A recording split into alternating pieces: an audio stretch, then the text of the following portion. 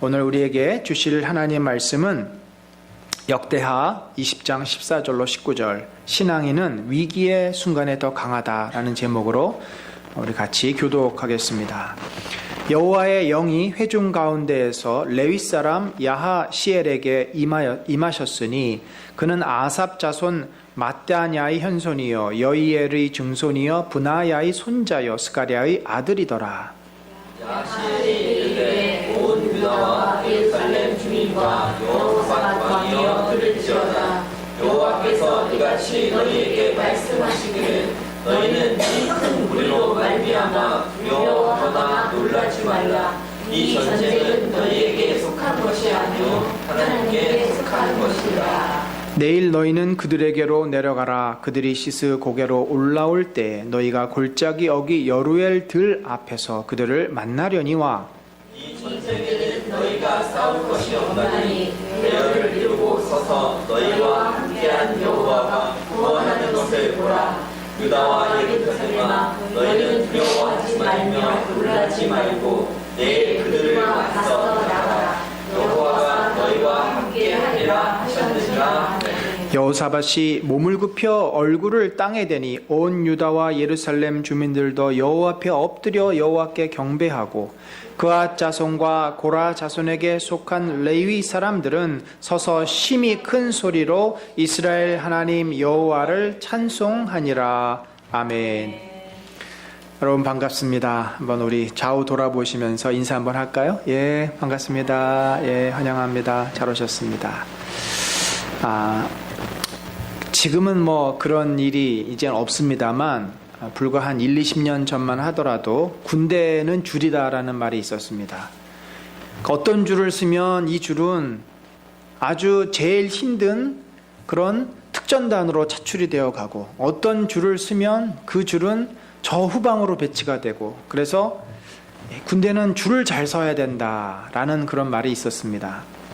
근데 사실 군대뿐만이겠습니까? 사회에도 줄입니다. 연줄, 인맥, 여러 가지의 그 관계망을 통해서 사회에서 조금 더 나은 기회를 얻고 또 승진을 하고 심지어 사업을 하면서 거래처를 새로 만들려고 하더라도 이런 그 보이지 않는 관계망, 줄들이 우리나라 사회에는 매우 중요한 역할을 합니다. 근데 가만히 생각해 보니까 신앙도 그런 것이 있습니다. 신앙도 줄이다라고 말할 수 있겠지만 줄이라는 표현보다 신앙은 길이다라고 말하는 것이 더 좋을 것 같습니다. 특별히 구약 성경에서는 내가 어느 길을 선택하는가, 어느 길을 걸어가는가가 그 사람의 평생과 그 미래를 결정할 수 있음을 보여주고 있지 않습니까? 세상의 길이 있고 하나님의 길이 있습니다. 다윗 왕이 걸었던 여호와를 경외하는 길이 있고 또 여로보암과 아합 왕이 걸었던 그 하나님을 대적하고 자기 자신의 인생을 사는 길이 있습니다. 이 여호사밧은 사실 이 역대기 가운데서 가장 그 이렇게 두각을 나타내고 두드러진 역할을 하는 왕으로 묘사가 됩니다. 오늘 읽었던 이 역대하 20장도 이 열왕기에서는 기록이 되지 않는 본문입니다. 그러니까 유대 왕이면서도 어찌 보면 오늘 그 20장에 나온 표현들을 보면은 마치 이사야서를 읽는 것 같고 마치 그 출애굽 당시 하나님의 나타나시는 모습을 보는 것처럼 이렇게 그 신앙의 위대한 표현들이 등장하는 왕, 바로 그가 여호사밧 왕 아닙니까? 여호사밧 왕은 역대기 기자의 눈으로 볼 때 참 다윗의 뒤를 잇는 믿음의 사람이었고 그가 평생 하나님을 경외하고 하나님을 신뢰하며 살았을 때 어떤 일들이 벌어졌는지를 20장에서 기록을 하고 있는 거죠. 이 전쟁이라고 하는 것은 고대 사회에서 가장 두렵고 무서운 사건입니다. 오늘날도 마찬가지죠. 전쟁이 한번 일어나면 쑥대밭이 되지 않습니까? 그래서 지금 각 나라들이 전쟁을 일으키지 않으려고 서로 애를 쓰고 안간힘을 쓰고 있는 겁니다. 전쟁 한번 일어나면은 역사가 몇십 년이 뒤로 물러갈 수밖에 없습니다. 요즘 세계 그 무기의 시험장이 된 시리아가 어떻습니까? 나라가 완전히 풍지박산 났어요. 시리아 백성의 절반 이상은 다 뿔뿔이 세계로 흩어졌습니다. 심지어 우리나라에게까지 와서 그 국적을 취득하려고 그러고 있지 않습니까? 고대 시대에 전쟁이 일어나면 왕도 자기 목숨을 보장받을 수 없을 뿐더러 백성들은 갑자기 하루아침에 노예 신분으로 전락하고 가지고 있던 모든 것들은 다 파괴되고, 한마디로 죽음인 거죠. 전쟁은 죽음입니다. 가장 두렵고. 그렇지만 이 전쟁이 두려움에도 불구하고 오늘날은 전쟁이 일어나는 것이 한 세기에 몇 번 일어날까 말까 한 일이지만, 당시에는 툭 하면 전쟁이 일어납니다. 왕이 통치를 하는 기간 동안에 전쟁이 안 일어나는 일이 없을 만큼, 왜냐하면 힘 있는 자가 모든 것을 갖는 시대 아니에요. 그래서 왕의 큰 역할은, 오늘날은 경제를 살리는 게 대통령과 지도자의 가장 큰 역할이지만, 그 당시에는 물론 먹거리도 준비해야 되지만 가장 중요한 일은 나라를 안전하게 보호하는 일입니다. 전쟁으로부터 나라를 지키는 것이 고대 왕들의 가장 중요한 임무자 의무였어요. 그래서 우리가 성경을 읽어보면 솔로몬도 그랬고, 항상 힘을 가지면 첫 번째로 무엇을 하는 거 아니? 나라를 재정비합니다. 지금으로 말하면 무기를 사들이고 방어망을 구축하고, 이제 그 주변 나라들로부터 안전하게 지키기 위해서 거기에 온갖 신경을 씁니다. 그런데 놀랍게도 이 여로보암은 자기가 받은 축복에 비해서 나라를 튼튼히 지키는 일을 그렇게 신경을 쓰지 않습니다. 역대기 기자가 그 부분을 강조하고 있어요. 오히려 여호사밧이 집중해서 관심을 쏟는 영역은 무엇입니까? 온 백성이 율법을 배우고 하나님께 돌아오는 일과 각 지방의 행정관들을 파견해서 그들이 바르게 재판하고 나라의 정의를 실현하는 일에 그가 더 관심을 기울이고 있습니다. 지금 문재인 대통령의 그런 표현이 있지 않습니까? 머릿속이 어떤지 한번 보고 싶다. 아마 문재인 대통령의 뇌에는 이 북한 문제가 거의 한 70-80% 이상 가득 차 있지 않을까 봅니다. 그것이 후대에 긍정적으로 평가가 될 수도 있겠고, 또 부정적으로 평가가 될 수도 있겠죠. 남북 관계가 그 문 대통령의 노력으로 잘 개선이 되고 이 땅에 정말 평화가 정착이 된다면 영웅처럼 긍정적인 평가를 받겠지만, 만약에 이것이 꼬여가지고 더 어려움이 되고 경제는 경제대로 바닥을 치면 나중에 이제 역적의 소리를 들을 수밖에 없는 것이 이 냉혹한 역사의 현실 아닙니까? 사실은 누구도 하기 참 어려운 모험을 하고 있는 겁니다. 어쨌든 이 지도자는 나라를 지키고 애를 써야 되는데 여로보암은 그런 데 신경을 안 썼습니다. 오히려 하나님을 경외하고 예배를 살리고 그런 일에 신경을 썼어요. 근데 이것이 바로 하나님께서 솔로몬을 통해 하나님의 나라를 세우신 목적이었어요. 나라는 내가 지킨다. 너희는 내 백성으로서 나를 경외하고 내 말씀대로 순종하며 살면 내가 이 나라를 지킨다 하는 것이 다윗에게 그리고 솔로몬에게 주셨던 하나님의 약속이자 명령이었습니다. 근데 어디 그렇습니까? 사람들이 우리가 신앙생활을 할 때 갖는 오류 중에 하나가 이거예요. 나는 세상적으로도 완벽하게 살아야 돼요. 세상적으로도 성공해야 되고 세상 사람들이 가진 거 다 가져야 되고, 그리고 하나님 앞에서도 나는 인정받는 사람이 돼야 돼요. 여러분이 2마리의 토끼를 잡는다는 것이 얼마나 어려운 일입니까? 그건 거의 사실 불가능한 일이에요. 그래서 세상에서도 막 애를 쓰면서 열심히 살고, 또 교회에서도 막 새벽기도 나오고 특세하고 막 철야 예배 나오면서 엄청 열심히 살아요. 그런데 어느 날 찾아온 거는 몸에 이상이 생기고 가족들 사이의 관계가 깨지고, 사람이 그렇게 완벽하게 살 수가 없습니다.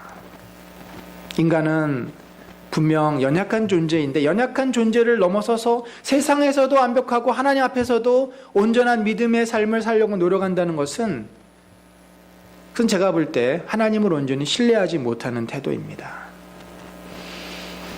일반적으로 세상 사람들은 자신의 미래를 위해서 뭐 투자를 하고 준비를 하죠. 두렵잖아요. 내일 어떻게 될지 모르니까. 요즘처럼 이 노년의 시기가 길수록 더 미래에 대한 두려움 때문에 많은 것을 준비하고 많은 것을 투자하려고 합니다. 근데 과연 우리 믿음의 사람들은 어떻게 살아야 되겠습니까? 참 쉽지 않은 문제입니다. 과연 우리가 하나님을 바라보면서 현재 내 믿음을 위해 하나님께 투자할 것인가? 아니면 내 미래가 분명히 상당 기간 될 텐데 그걸 위해서 내 자신을 위해서 투자할 것인가? 오늘 성경이 우리에게 분명히 보여주고 있는 것은 우리 자신이 우리 자신을 책임지려 하면은 그 인생은 굉장히 피곤하고 어려울 수밖에 없다는 거죠. 왜냐하면 사람에게 닥치는 그 위기라는 것은 늘 우리의 예상을 뛰어넘기 때문입니다. 일반적으로 현대인이 겪는 그 위기는 뭐가 있을까요? 가장 보편적인 것은 건강의 문제입니다. 누가 아프고 싶어서 아픕니까? 어느 날 갑자기 아픈 거예요. 어느 날 갑자기 뭐 교통사고를 당해서 다리가 부러지고 문제가 생기는 거예요.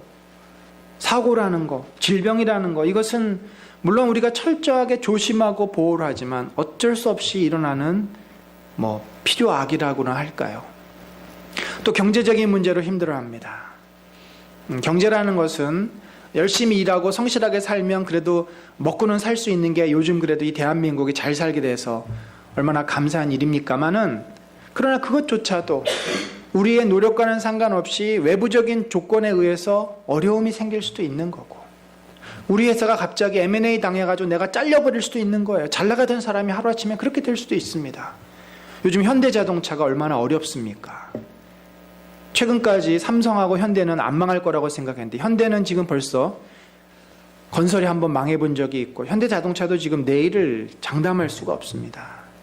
유일하게 대한민국이 지금 반도체 하나로 버티는데 이것조차도 10년 이상 갈지 어떨지 아무도 예측을 할 수 없습니다. 경제적인 것이라는 것은 그때그때 따라 정말 파도처럼 요동치는 것이라고 말할 수밖에 없지 않습니까? 좋아요. 자기 열심히 일해서 경제적인 거 어느 정도 먹고 살 수 있다고 하지만 가장 내가 마음대로 할 수 없는 문제가 바로 가족의 문제입니다. 사람은 가정이 건강할 때 가장 행복감을 느낍니다. 먹고 사는 것은 굶지만 않으면 돼요. 물론 뭐 상대적인 박탈감도 있고 그렇지만 거기서 얻는 행복의 수치와 가정이 화목해서 얻는 행복의 수치는 훨씬 가정이 행복해서 화목한 그 행복감이 높습니다. 이것은 과학적으로 연구에서 나온 결과입니다. 성경에도 그러잖아요. 대궐 같은 집에 살면서 맨날 싸우는 가족끼리 대궐 같은 집에 사는 것보다 초가 삼간에 살면서 화목한 가정이 훨씬 낫다. 바로 그 말씀인 거죠. 근데 가족의 이 건강한 관계, 행복한 관계가 역시 내 마음대로 됩니까?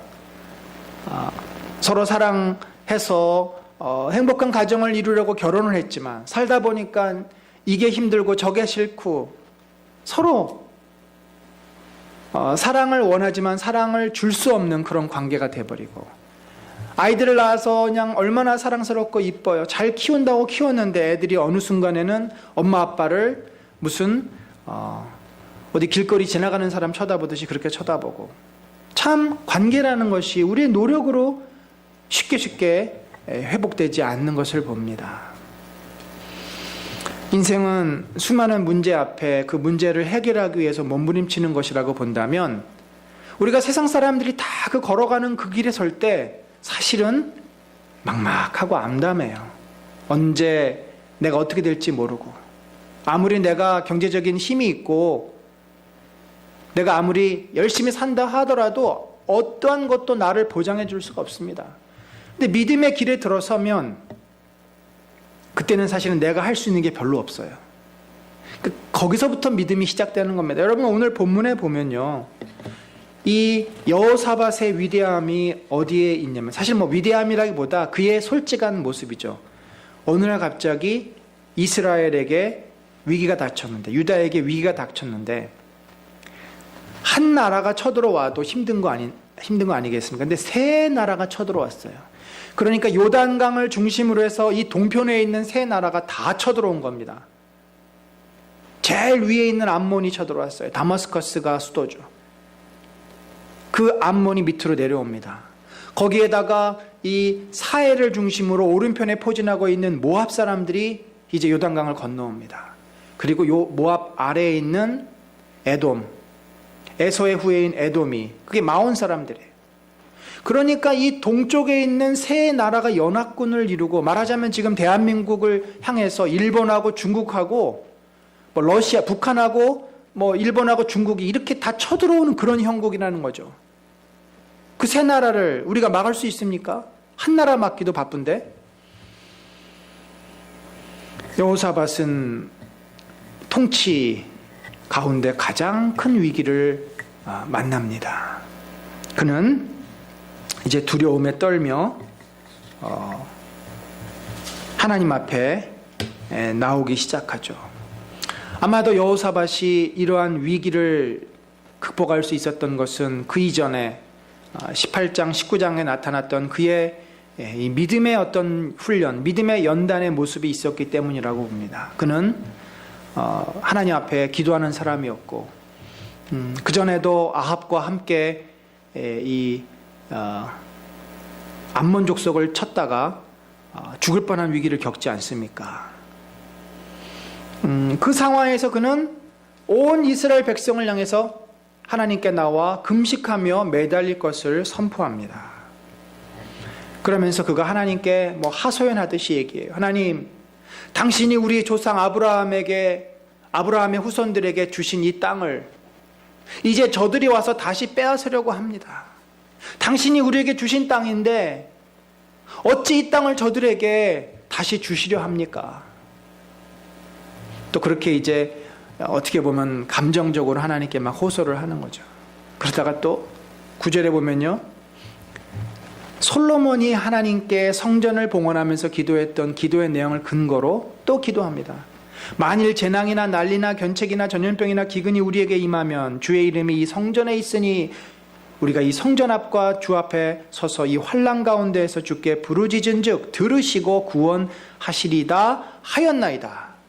하나님, 솔로몬에게 그렇게 약속하지 않았습니까? 이제 그때가 됐습니다. 이제 우리가 그 위험에 직면했습니다.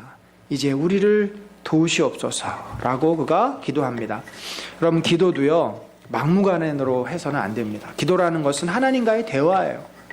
아이들이 부모에게 와서 사정을 하고 부모를 설득할 때 막 때를 쓰듯이 그런 식으로 하면 부모가 들어줍니까? 처음에야 들어주지만 설득을 해야 돼요. 부모의 마음을 움직여야 됩니다. 여러분, 기도는요 말씀을 근거로 한 기도가 가장 힘이 있습니다. 하나님의 약속을 근거로 한 기도가 힘이 있습니다. 그래서 우리가 늘 말씀을 묵상하고 깨달아야 돼요. 안 그러고 내 생각대로 기도하다가는 기도가 아니라 염불이 돼버립니다. 그냥 내 마음의 소원을 하나님께 간구하는 것에 불과해요.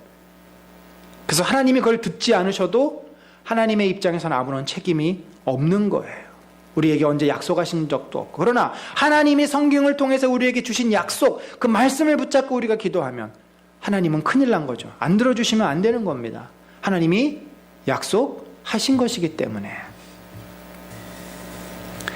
그는 이러한 말씀을 근거로 기도하면서 이제 두 번째는 고백입니다. 기도 속에는 하나님의 언약과 약속을 붙잡는 근거가 있어야 될 뿐더러 이 믿음의 고백이 있어야 되는데, 그가 한 믿음의 고백은 무엇입니까? 하나님, 당신은 정말 이 모든 세상들을 통치하는 권세와 능력이 있는 분 아닙니까? 이방 사람들의 모든 나라를 다스리지 아니하시나이까? 주의 손에 권세와 능력이 있사오니 능히 주와 맞설 사람이 없나이다. 하나님께 이 감히 암몬 족속과 모압 족속과 마온 사람 이 연합군이 상대가 되겠습니까? 하나님은 천지를 창조하신 분입니다. 우리가 기도하면서 그런 마음 가질 때 있지 않습니까? 하나님, 제발 저에게 이 문제 좀 해결해 주세요. 근데 사실 따지고 보면 하나님은 이 세상에 어떤 사람보다도 부자시고, 이 세상에 어떤 사람보다 힘이 세시고, 이 세상에 어떤 사람보다 영향력이 있는 분이에요. 하나님, 당신의 말씀 한마디면 이 문제는 감쪽같이 해결될 수 있지 않습니까? 우리가 그분의 크심 앞에 그렇게 간절히 기도할 때가 있지 않아요. 여호사밧이 하나님의 크신 능력을 고백하며 기도하는데, 재미난 것은 그 6절과 이 기도의 대칭점에 있는 12절에 보면 뭐라고 되어 있냐면, 그런데 우리는요, 이 무리를 대적할 능력이 없어요. 우리는 어떻게 할 줄 모르고 주님만 바라봅니다. 우리는 능력이 없는 자입니다. 그러나 당신은 능력이 있지 않습니까? 바로 이게 감정적인 호소인 거죠. 아, 엄마는 할 수 있잖아. 난 할 수 없어. 엄마, 아빠는 그걸 할 수 있잖아.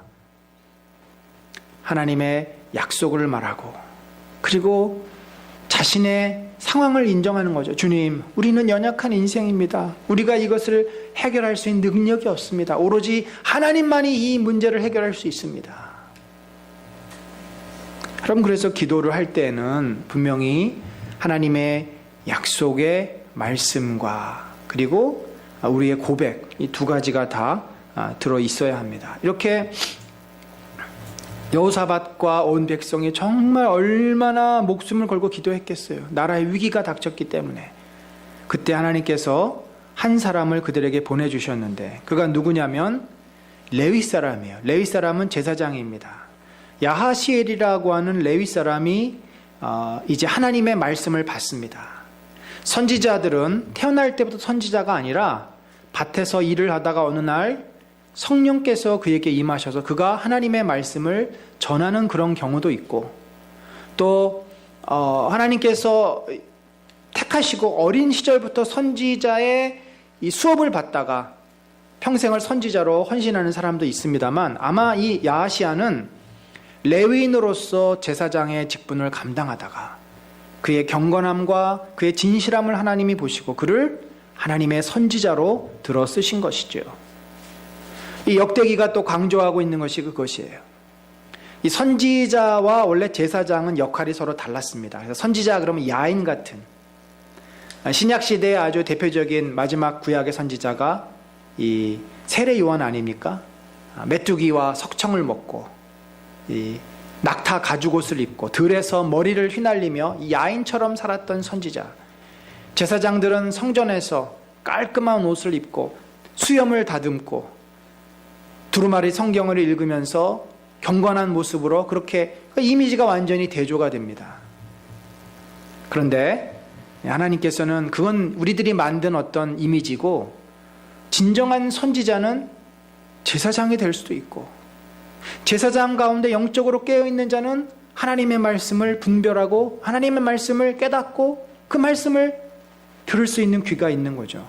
성경에서 진정한 제사장이자 진정한 선지자이자 진정한 왕은 바로 예수 그리스도신 것입니다.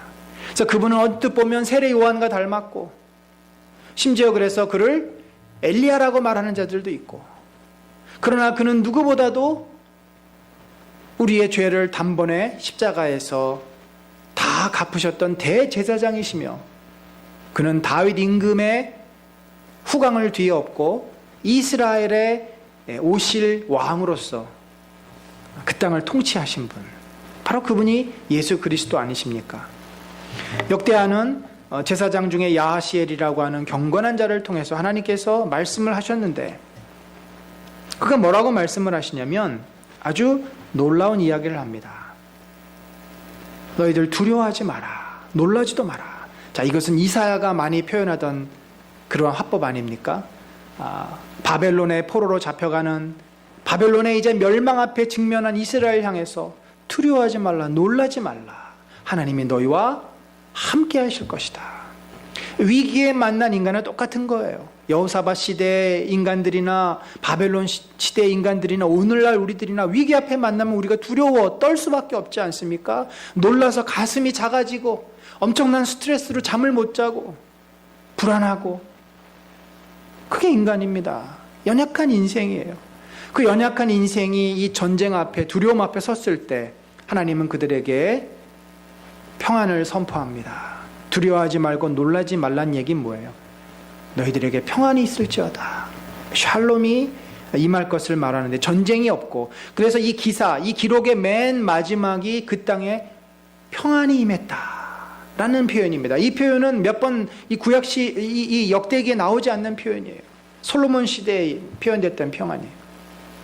전쟁과 위기가 사라졌을 때 오는 그 평안함, 그것을 먼저 선포하면서 왜 너희가 두려워하지 말고 놀라지 말아야 하냐면, 이 전쟁은 너희가 할 수 있는 전쟁이 아니다. 이것은 하나님께서 해결하실 것이다. 하나님께 속한 것이다. 하나님의 전쟁이다 라고 이야기를 하는 거죠.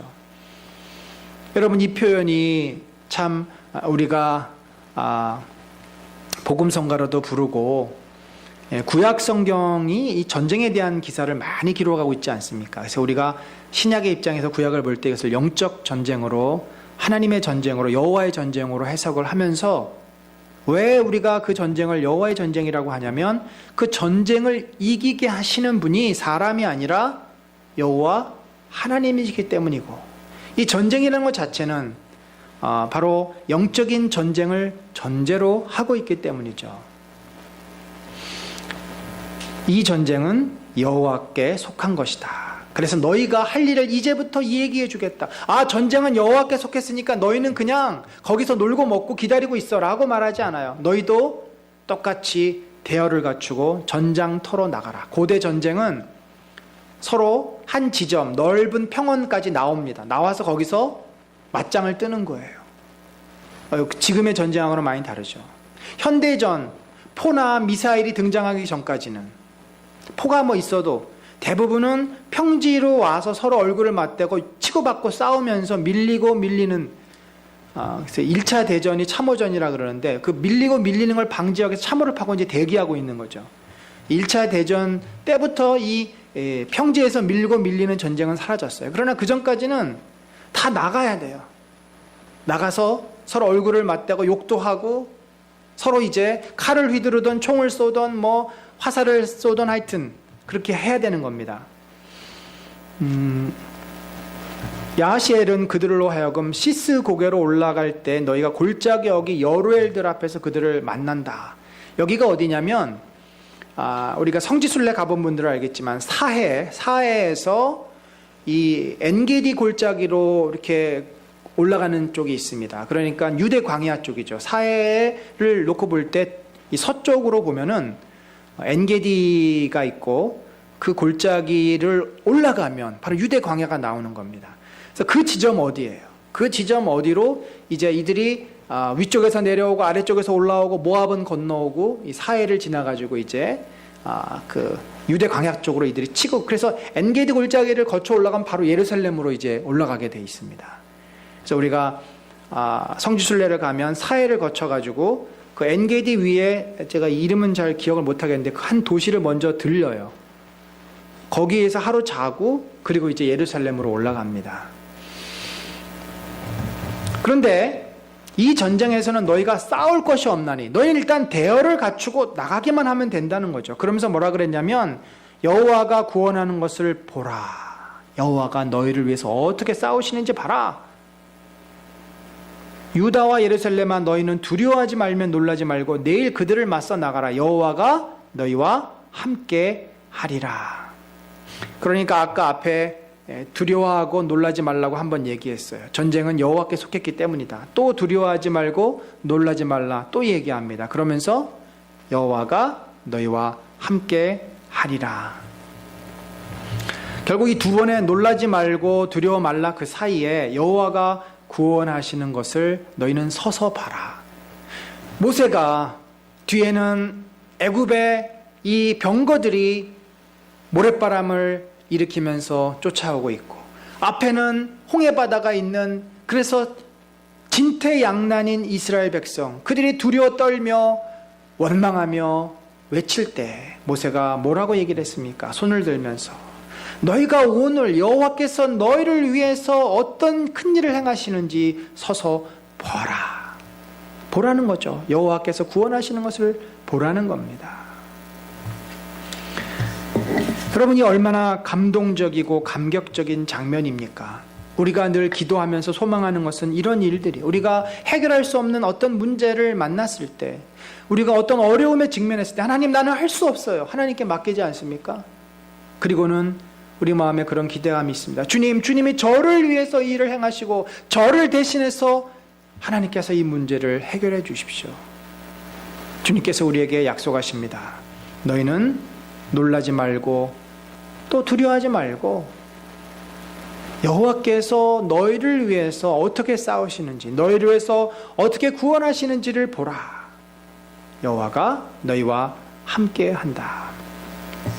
이런 약속을 야하시엘이 줬을 때 여호수아와 여호사밧과 이스라엘 백성은, 유다 백성은 정말 마음이 뜨거워지고 감격하며 그대로 온 얼굴을 땅바닥에 대고 여호와를 경배합니다. 그리고는 이 야하시엘을 통해서 주신 말씀을 믿는 증거로서 레위 사람들이 여호와를 찬송하기 시작합니다. 여러분, 우리가 정말 하나님의 그 은혜와 또 역사를 기도했을 때 참 이 태도가 아쉽습니다. 저도 참 많이 기도를 하고 나서 뒤돌아서면은 확신이 있어야 되잖아요. 그리고 그 문제로부터 좀 자유로워져야 되는데 그럴 때도 있지만 또 안 그럴 때도 있어요. 마음이 무거워서 계속 기도하고 마음에서, 그 무거운 마음에서 벗어나야 되는데 여전히 무거울 때가 있습니다. 근데 여호사밧은 정말 야하시엘의 지금 아무런 무슨 해결된 게 아무것도 없어요. 그냥 야하시엘이 일어나서 여호와의 예언을 선포한 것에 불과합니다. 뭐 연합군이 오다가 돌아갔어요, 이런 소리가 들리는 것도 아니에요. 여전히 지금 위기 상황입니다. 그렇지만 그가 하나님의 약속의 말씀을 믿고 레위 사람들이 먼저 서서 여호와를 찬양합니다. 이들의 믿음도 대단하죠. 자, 그리고는 그 다음 날이 되었습니다. 그리고는 이 여호사밧이 그들에게 이렇게 선포합니다. 너희는 너희 하나님 여호와를 신뢰하라. 그리하면 견고히 서리라. 그의 선지자들을 신뢰하라. 그리하면 형통하리라. 여러분, 위기의 때 우리의 신앙은 정말 그 신앙이 제대로 된 신앙인지 알 수 있어요.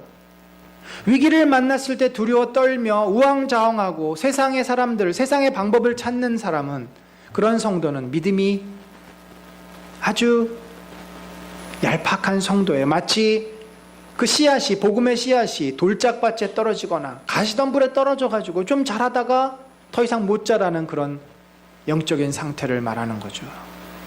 그러나 믿음을 굳게 붙잡고 있는 사람은 위기가 닥쳤을 때 하나님의 말씀 앞에 은혜를 받고 힘을 얻고 다시 그 하나님을 붙잡게 된다는 거죠. 그래서 성도에게 있어서 하나님의 말씀은 생명과도 같은 겁니다. 말씀이 없으면 우리가 살 수가 없어요. 말씀이 없으면 너무나 불안하고 두렵고 힘든 일이 많아서 우리가 감당할 수가 없습니다. 그 말씀을 붙잡고 신뢰하는 겁니다. 언제까지? 주께서 그 문제를 해결해 주실 때까지. 본문에는 전쟁 상황이니까 이것이 신속히 진행되지만 우리가 인생 살아가면서 만나는 문제들이 뭐 하루아침에 내가 기도 한번 한다고 해결되지 않는 것이 훨씬 더 많습니다. 주님이 응답하실 때까지 우리는 이 말씀 붙잡고서 내 믿음이 흔들거릴 때마다 다시 말씀 붙잡고서 그 흔들거리지 않고 끝까지 견디면서 가는 거죠.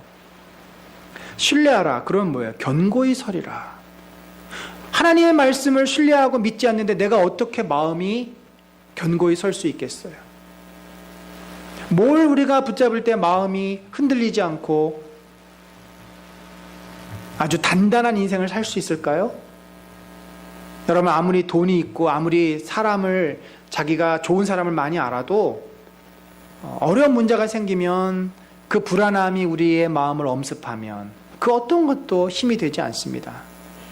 그러나 하나님을 신뢰하고 있으면 우리가 복음성가에서도 폭풍이 쳐도 바닷속에서 흔들리지 않듯이 여호와를 신뢰하면 우리가 그 어려움 가운데서도 견고히 설 수 있는 거예요. 그래서 저는 그렇게 이제 깨닫습니다. 제 경험이기도 하고, 믿음이 좋다는 것은요, 잘 버티는 힘이 있다는 것입니다. 믿음이 좋은 사람은 잘 버티는 힘이 있어요. 버티는 힘이 없는 사람은 금세 실망하고 금세 낙심하고 늘 흔들거리고, 근데 하나님을 신뢰하는 사람은 끝까지 버티는 거예요. 언제까지? 하나님께서 그 문제에서 벗어나서 평안을 주실 때까지 계속 버티는 겁니다.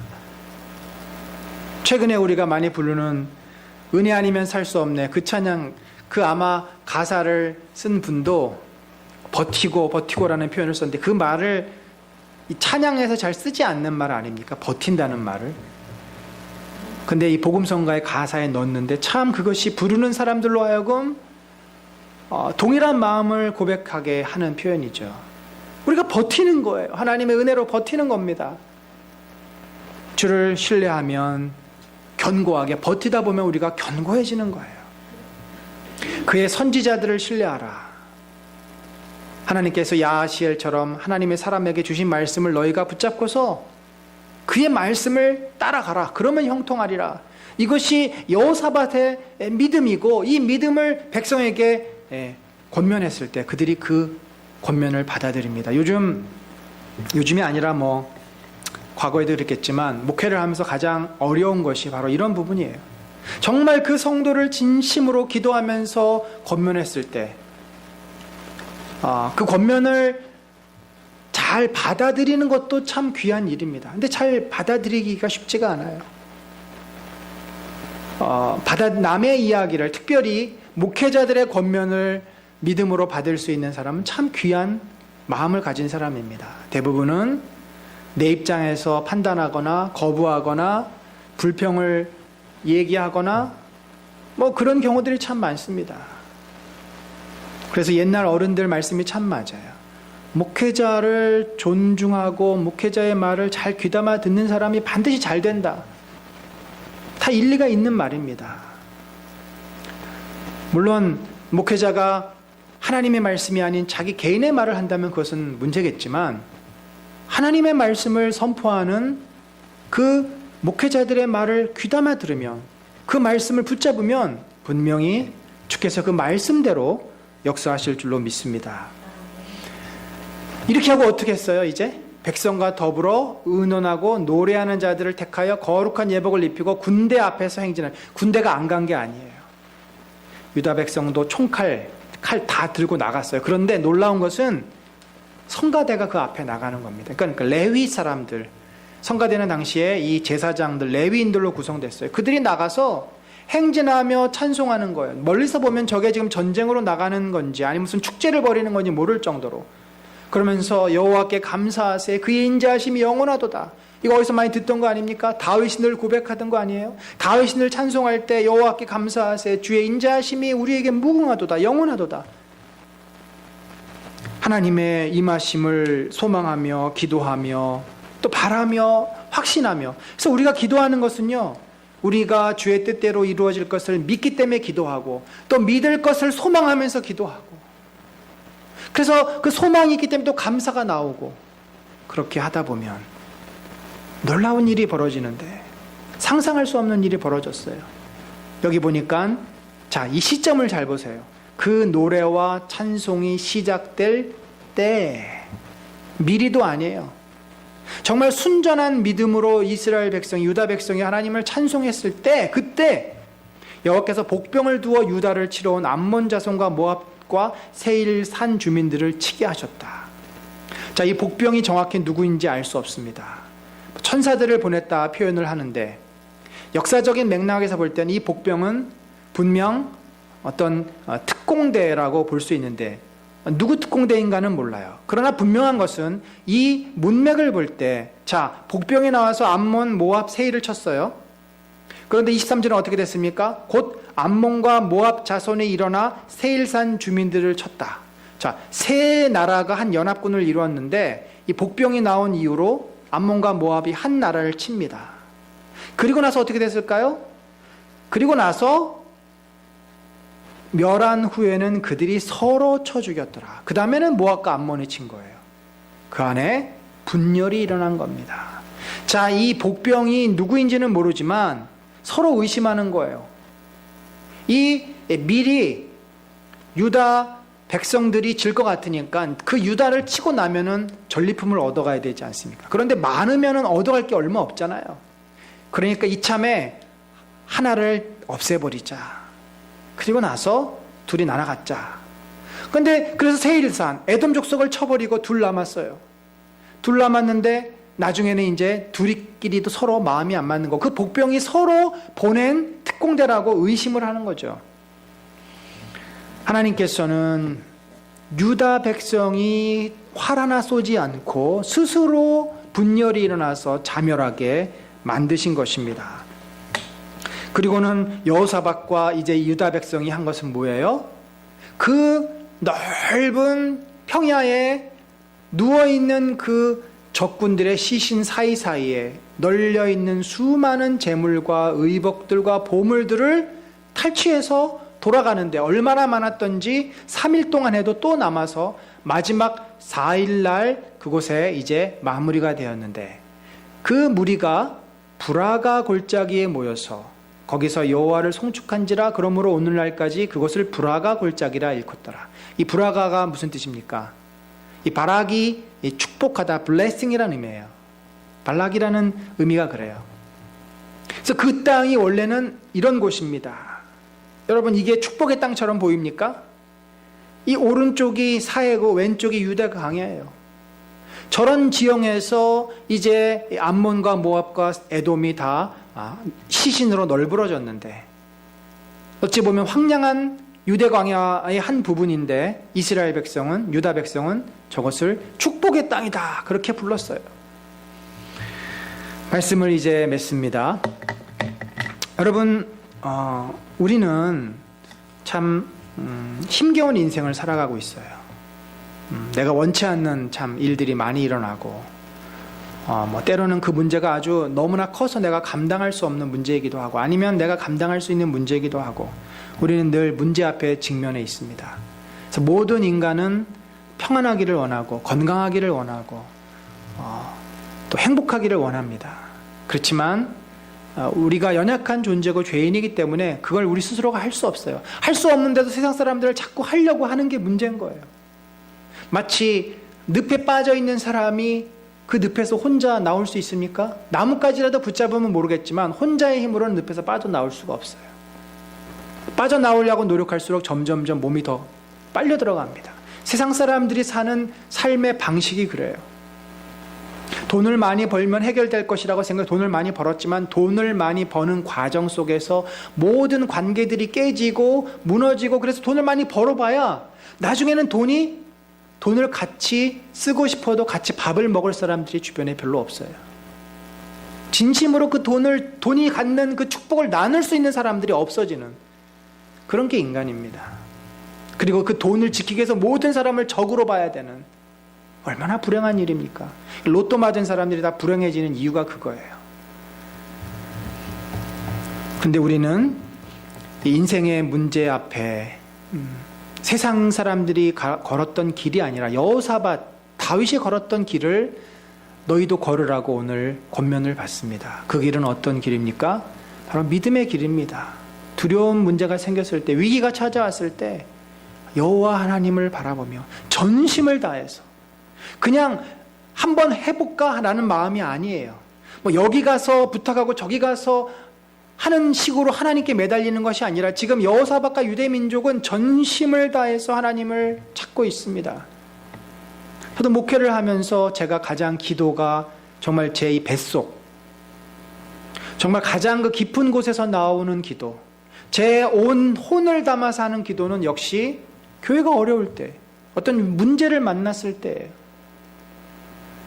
평소에는 어떻게 보면 앉아서 응얼응얼 하다가 졸 수도 있을지 모르겠습니다. 우리의 기도 생활이 그렇잖아요. 그러나 우리가 정말 하나님 앞에 전심을 다해서 온 마음과 온 몸과 내 정말 생명까지 다해서 주님 앞에 기도하고 주님을 찾고 주님을 경배했을 때 주님은 우리에게 나타나시고 그분의 하나님 되심을 보이시고 우리에게 참된 축복의 길로 인도해 가시는 것을 믿습니다. 오늘 우리가 이 브라가라고 하는 말을 들었습니다. 브라가의 골짜기. 이것은 황무한 황야 같은 골짜기입니다. 하지만 하나님이 우리를 위해서 싸우시고 하나님이 우리와 함께 하시면 그것은 축복의 땅이 됩니다. 바로 저와 여러분의 인생이 여호와께서 함께 하심으로, 여호와를 전심으로 찾음으로 어떤 어려운 문제나 내가 감당할 수 없는 일이 닥쳐온다 할지라도 그것을 해결해내는, 그 속에 다시 평안을 찾는, 오히려 그것을 내 믿음이 깊어지고 하나님의 영광과 그 은혜와 축복을 누리게 되는 귀한 기회로 삼는 저와 여러분 되시기를 간절히 축원합니다.